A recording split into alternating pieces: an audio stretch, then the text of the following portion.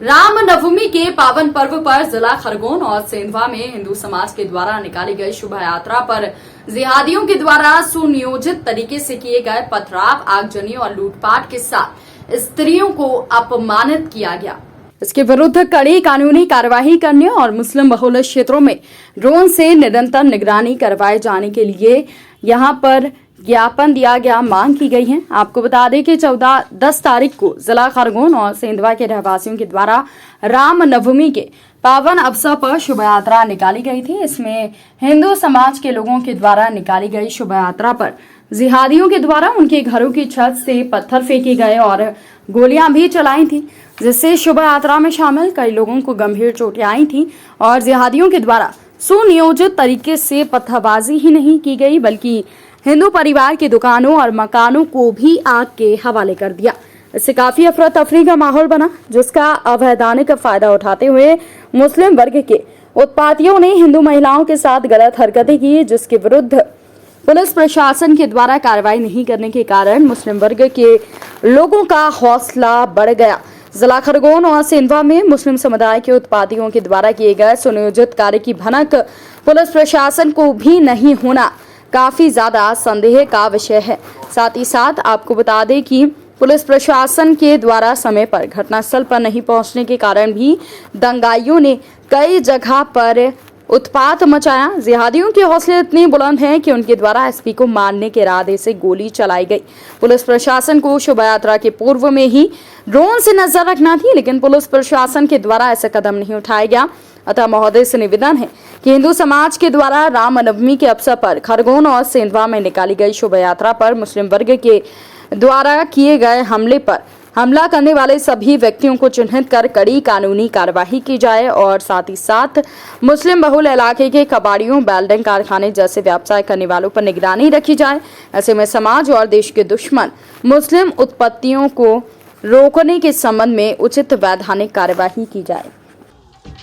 खरगोन में अभी 10 अप्रैल को रामनवमी के अवसर पर जो घटना हमारे हिंदू समाज की शोभा यात्रा पर हुई है, उसमें कड़ी कानूनी कार्रवाई हो, क्योंकि हमेशा देखने में आता है कि जब भी हिंदू समाज का कोई शोभा यात्रा निकलती है, पूरे देश में कहीं न कहीं छतों से पत्थर फेंकना और पेट्रोल बम फेंकना, इस प्रकार की कार्रवाई होती है। हम बार बार प्रशासन को इस प्रकार के ज्ञापन दे के अन्य आंदोलन के माध्यम से सजग करते हैं, बावजूद ये हरकतें होती है। इसमें कहीं न कहीं प्रशासन की नाकामी सामने दिखती है। हर बार पत्थर फेंके जाते हैं छत पे, पत्थर कोई हाथों हाथ तो जाते नहीं हैं, वो पहले से एकत्र किए, ये सुनियोजित काम है। तो इसमें हमारी यही मांग है कि इस प्रकार की घटना बार बार होती जा रही है और हिंदू समाज अब उनको उसी के रूप में जवाब देने के लिए तत्पर होने के लिए अग्रसर करेगा, क्योंकि अब देखने में आ रहा है कि शासन प्रशासन घटना हो जाती है, उसके बाद गिरफ्तारियां हैं, ये सब होता है, जबकि ये सारी चीज़ें उसके पूर्व में होना चाहिए। हमेशा अपने उज्जैन में भी इस प्रकार की कई घटनाएं हुई हैं, तो विश्व हिंदू परिषद बजरंग दल इसका कड़ा विरोध करता है और यदि समय रहते ये कार्रवाई नहीं हुई और इन चीज़ों पर अगर रोक नहीं लगी और उनको उचित दंड नहीं दिया गया तो उग्र आंदोलन पूरे देश में किया जाएगा। क्या नाम है, क्या पद है? मनीष रावल, जिला मंत्री, विश्व हिंदू परिषद उज्जैन। जेल कर्मचारी जेल में अपनी मनमर्जी चलाना चाह रहे हैं, नियम के विरुद्ध ड्यूटी नहीं लगाई तो झूठी शिकायत कर दी। उज्जैन केंद्रीय जेल में साइबर क्राइम करने वाले तत्कालीन जेलर के कुछ स्टाफ के लोग ही बताए जा रहे हैं। जेल के स्टाफ कर्मचारी गांजा, चरस जैसे अवैध मादक पदार्थ की जेल के अंदर तस्करी कर रहे थे। उस दौरान जेल सुप्रिंटेंडेंट उषा राज ने कैमरे में देखकर मॉनिटरिंग कर कार्यवाही की थी। इस समय जेल की फिजा बिगाड़ने को लेकर जेल के कर्मचारी वरिष्ठ अधिकारियों की झूठी शिकायत करने में संकोच नहीं कर रहे, क्योंकि उनकी दुकान इससे वो अवैध रूप से कमाई करते थे। उन पर वर्तमान जेल अधीक्षक ने तालाबंदी कर दी है और उसी से नाराज होकर जेल के वरिष्ठ अधिकारियों पर सांप्रदायिक दंगा फैलाने जैसे आरोप लगाकर झूठी शिकायतें वो कर रहे हैं। वर्तमान में ऐसा ही मामला सामने आया। जेल महिला प्रहरी नेहा खान के द्वारा पूर्व में भी नियम के विरुद्ध कार्य करने पर सस्पेंड कर दिया गया था। इसकी विभागीय जांच चल रही है। अभी भी मनमर्जी से अधिकारियों पर नेताओं का दबाव डालकर वो ड्यूटी करना चाह रही हैं, लेकिन नियम के अनुसार ही ड्यूटी करना होती है। ऐसा नहीं करने पर अधिकारियों के खिलाफ भी झूठी शिकायत थाने में जाकर कर दी। हमारे सूत्रधार बताते हैं कि पुराने ग्रुप के द्वारा गुटबंदी कर जेल प्रशासन को बदनाम करने के लिए जेल के ही अधिकारियों के खिलाफ षड्यंत्र रचा जा रहा है। साथ ही स्टिक ऑफिसर पर भी दबाव बना रहे हैं। षड्यंत्र के चलते दो बंदियों में आपस में झगड़ा कराया। जानकारी मिली कि इंदौर के एक कैदी ने उज्जैन के कैदी पर मारपीट करा दी। हमारे सूत्र बताते हैं कि इसमें भी जेल के स्टाफ के लोग मिले होने का समाचार मिल रहा है। दीदी, कल जेल में एक घटना घटी थी, क्या है पूरा मामला? एक्चुअली क्या है कि यहाँ कुछ ऐसे असामाजिक तत्वों को शामिल कर दिया गया है कुछ ग्रुप ने, कि जो दो ग्रुपों में ये काम करना चाह रहे हैं। और जो यहाँ कुछ अनुशासनहीनता थी, कुछ निषिद्ध वस्तुएं जो बीच में भी मैंने पकड़ी हैं, सभी के संज्ञान में है ये चीज़, चरस और मोबाइल जो जब्त किए हैं। और उसी टीम में से कुछ टीम ऐसी है कि जो इनकी दुकानें बंद कर दी गई हैं, तो इन्होंने दो ग्रुप बना के एक इंदौर के बंदियों को उकसा के और उज्जैन के बंदियों के साथ ये झूमा झटकी करवाना, जेल प्रशासन को बदनाम करना, ये इनकी फितरत हो गई है। और समस्या तो अब ये आ रही है कि हम लोगों ने जितनी सख्ती से काम किया है, सख्त प्रशासनिक अधिकारी के और कर्मचारियों के रूप में जो हमारी टीम काम कर रही है, वो आप सभी को विदित है। लेकिन लोग काम करने नहीं देना चाह रहे हैं। हम लोग काम कैसे करें, इस पर ये लोग अवरोध उत्पन्न कर रहे हैं, जेल को बदनाम कर रहे हैं, प्रशासन को बदनाम कर रहे हैं और चोरी छिपे कुछ भी झूठी अफवाहें बाहर उड़ा रहे हैं, झूठी खबरें देना, इनकी झूठी कुछ भी असामाजिक तत्वों को जेल गेट पर भेज के चिल्ला चोट करवाना, गाली गलौज करवाना, कर्मचारियों के साथ बदतमीजी करना, ये इनकी फितरत बन चुकी है। और जहाँ सख्त कदम उठाए जाते हैं तो फिर ये किसी रूप में अपना पक्ष प्रस्तुत करने की बजाय अपने को मजबूत रखने के लिए झूठी शिकायतें हमारे स्टाफ के विरुद्ध करवाते हैं। क्या लगता है दीदी, स्टाफ के ही कोई लोग इसमें साजिश करता हो सकते हैं? 101%, क्योंकि जिन लोगों को जो तात्कालीन टीम द्वारा, जो यहाँ सभी को विदित है कि जो घटना घटी थी साइबर क्राइम की, उसकी जांच SIT द्वारा भी हो रही है, जेल विभाग द्वारा भी चल रही, सख्ती से जांच चल रही है। और कुछ तो वहाँ शासन ने एक्शन लेके यहाँ से हटा दिया कुछ अधिकारियों को, कुछ स्टाफ को, लेकिन उन्हीं के कुछ ग्रुप के लोग यहाँ अभी बाकी हैं, जिनकी दुकानें हम लोगों ने बंद करवा दी, पूर्णतः बंद करवा दी। कुछ को पकड़ा, रंगे हाथों भी पकड़ा गया है और दुकानें बंद करवा दी हैं। तो अब वो कुछ भी झूठी शिकायतें जेल प्रशासन के, जेल स्टाफ के विरुद्ध करने को तत्पर है, आमादा है। अनेक महिला प्रहरी ने भी शिकायत करी है, क्या है?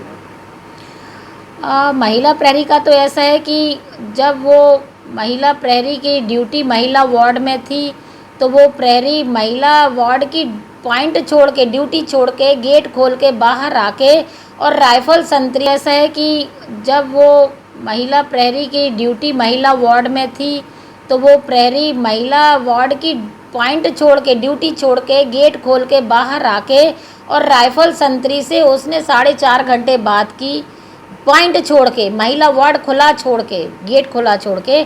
और मेरे पास पूरी फुटेज है उसकी।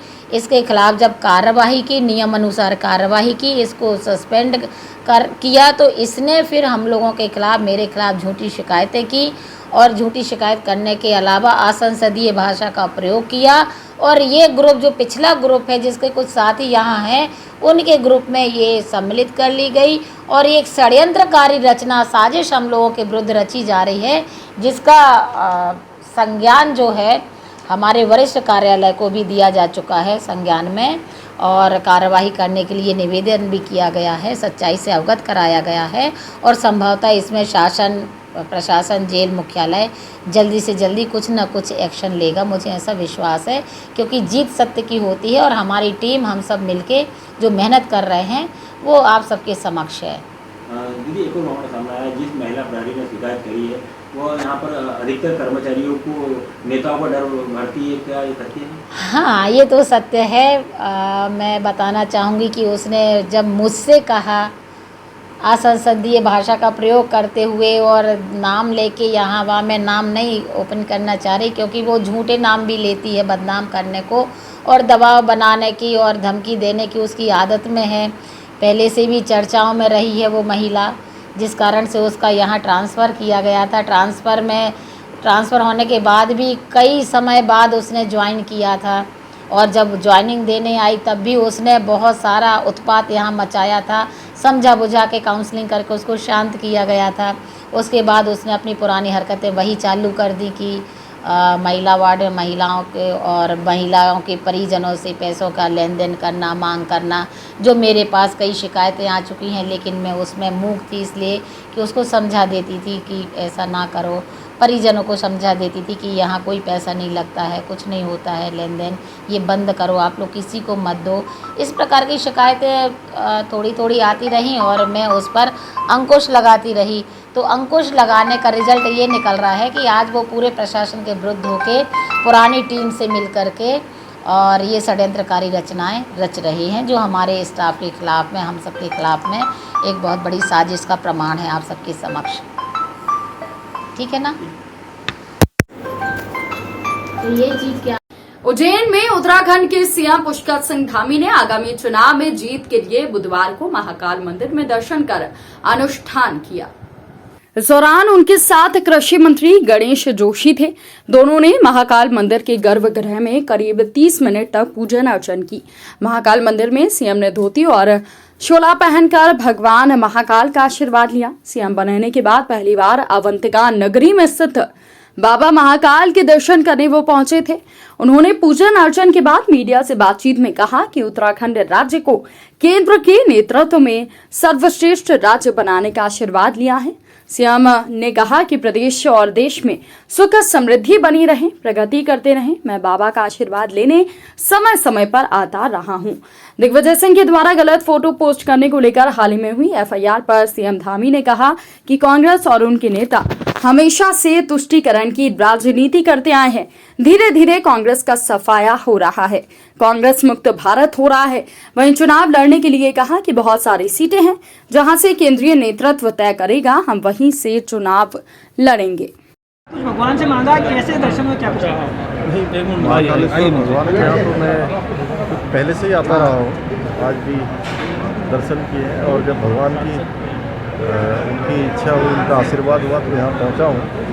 और हमने पूरे प्रदेश के लिए, हमारे सुख शांति के लिए, तरक्की के लिए, उनके लिए प्रार्थना की है। और साथ ही साथ अभी हमारा चुनाव भी समाप्त हुआ है, चुनाव पूरा हुआ है और हमारे देश के यशस्वी प्रधानमंत्री नरेंद्र मोदी जी के नेतृत्व में उत्तराखंड समेत चारों राज्यों में प्रचंड भाजपा की सरकार आई है। और उनके नेतृत्व में हमारा भारत विश्वगुरु बनेगा, उत्तराखंड हमारा राज्य जो है हिंदुस्तान का श्रेष्ठ राज्य बनेगा। और प्रधानमंत्री जी ने जैसा कहा है कि आने वाले जो दशक है ये उत्तराखंड का दशक होगा।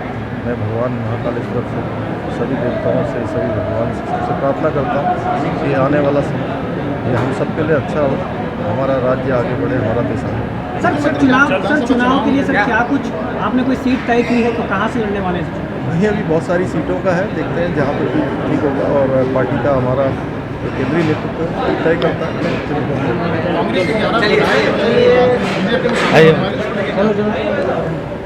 अभी देखिए आगे। सर दिग्विजय सिंह जिस तरह से लगातार यहाँ पर जो है ट्वीट कर रहे हैं, गलत ट्वीट करने पर उनके खिलाफ एफआईआर भी दर्ज कर दी गई है, क्या कहना है सर इस तरह की वो जिस तरह से यहाँ पर वो कांग्रेस पार्टी और कांग्रेस के नेता हमेशा से केवल एक ही बात करते रहे हैं, हमेशा तुष्टीकरण की बात उन्होंने की है। हमेशा उन्होंने देश में जब ऐसा वोट बैंक की राजनीति की है, वोटों के लिए देश के साथ समझौतों पर समझौते किए। आज भी जो है अब धीरे धीरे कांग्रेस समाप्त हो रही है, हर जगह समाप्त हो रही है, पूरे देश से कांग्रेस मुक्त भारत हो रहा है। Thank you sir, thank you so much. IPL cricket league में चौके छक्कों की बरसात हो रही है। रनों के रोमांस का फायदा सट्टा खाई वालों को हार जीत का दाव लगाकर उठा रहे हैं। बीती रात चेन्नई बेंगलुरु के मैच पर सट्टा खाई वाली की जा रही थी। पुलिस ने दबिश देकर 3 युवकों को हिरासत में लिया। आईपीएल क्रिकेट लीग में प्रतिदिन मैच खेले जा रहे हैं। क्रिकेट का रोमांच अपने चरम पर पहुंच चुका है। जमकर चौके छक्के लग रहे हैं। बीती रात चेन्नई सुपर किंग और रॉयल चैलेंजर बेंगलुरु के बीच मुकाबला चल रहा था। और इसी वक्त सट्टेबाजी का खेल भी चल रहा था। आपको बता दें कि बेगमपुरा के एक मकान में जमकर सट्टा खाईवाली की जा रही थी। मामले की जानकारी मिलने पर महाकाल थाना पुलिस की टीम ने मौके पर घेराबंदी करी और अंदर से मकान का दरवाजा खटखटाया। एक युवक ने खिड़की के बाहर देखा तो उसे पुलिस खड़ी दिखाई दी। उसने अपने 2 साथियों के साथ मकान के पीछे रास्ते से भागने की कोशिश की। घेराबंदी कर चुकी पुलिस ने तीनों को बाड़े से हिरासत में लिया। कमरे में पहुंचकर जांच शुरू की तो टीवी पर क्रिकेट मैच चल रहा था। वहीं कमरे में मोबाइल और लिखा पढ़ी के दस्तावेज पड़े थे। दस्तावेजों में लाखों का हिसाब लिखा था। पुलिस ने सट्टा खाईवाली में उपयोग किया जा रहा TV, mobile, calculator, setup box, दस्तावेजों के साथ 3 युवकों से 5,700 रुपए नगद जब्त कर तीनों के खिलाफ धारा 3/5 सार्वजनिक जुआ अधिनियम में मामला दर्ज किया। महाकाल थाना प्रभारी ने बताया कि क्रिकेट की सट्टा खाईवाली कर रहे युवकों ने मकान किराए पर ले रखा था। मकान मालिक तरुण यादव वहां नहीं रहते हैं। हिरासत में आए युवक हेमंत मालवीय निवासी पटेल कॉलोनी, विजय हिरवार श्री कृष्णा कॉलोनी और दीपक भावसार बेगमपुरा का रहने वाला है। दीपक ने मकान किराए से लिया था और उसके द्वारा ही क्रिकेट की सट्टा खाईवाली की जा रही थी। तीनों का आपराधिक रिकॉर्ड खंगाला जा रहा है। तीनों कुछ दिनों से बेगमपुरा की खाईवाली का काम कर रहे थे और उनके पास करीब 3 लाख से अधिक का हिसाब मिला है। संचार क्रांति युग में मोबाइल सहित लैपटॉप जैसे संसाधन उपलब्ध हो जाने पर अत्याधुनिक तरीके से अब सट्टे की खाईवाली की जा रही है। मोबाइल पर लिंक खरीदने के बाद 2 से 3 लोग मिलकर क्रिकेट मैच पर सट्टा लगा रहे हैं। पुलिस को बमुश्किल इसकी खबर मिल पा रही है। सट्टा खिलाने वाले खुले मैदान में खड़े होकर इस अनैतिक कार्य को अंजाम दे रहे हैं। कुछ दिन पहले नागजिरी थाना पुलिस ने शिप्रा बिहार गार्डन से 3 युवकों को क्रिकेट का सट्टा खिलाते हुए पकड़ा था। ये कल रात को 10 बजे के आसपास रंगवावली क्षेत्र से IPL का एक क्रिकेट का सट्टा पकड़ा, जिसमें 3 आरोपी गिरफ्तार हैं। एक टीवी, एक लैपटॉप और 7 मोबाइल बरामद हुए हैं। 6,000 के आसपास नकदी बरामद हुई है। आरोपियों से अन्य लाइनों के संबंध में भी पूछताछ की जा रही है। उसमें 3 आरोपी गिरफ्तार हैं और अगर इनके साथ और भी कोई संलिप्त तो उनकी भी तलाश की जा रही है।